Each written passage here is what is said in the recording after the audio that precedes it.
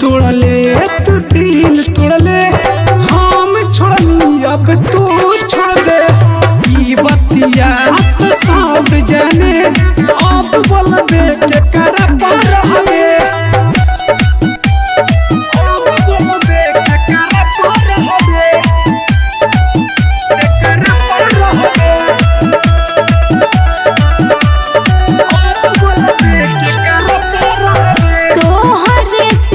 पैनी ना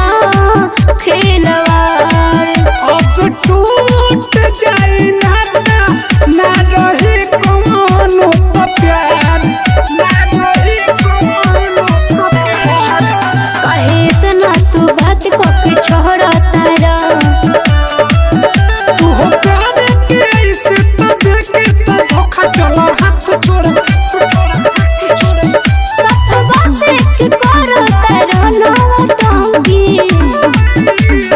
दिल तोड़ले अरे दिल तोड़ले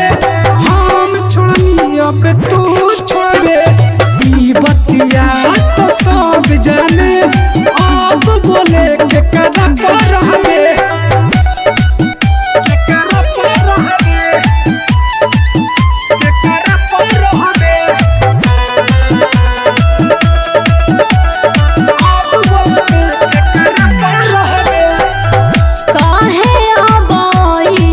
से तू करे लगात तोहरा बिना हम तो दिए के तो सोच लिहनी तोहरा बिना नयब हम जियब सोना इतना पागल अब हमके बुझे नहीं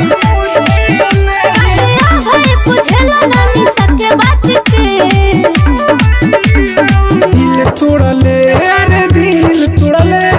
हम छोड़नी अब तू छोड़ दे ई बतिया तो सब जाने अब बोले के कदम पर हवे।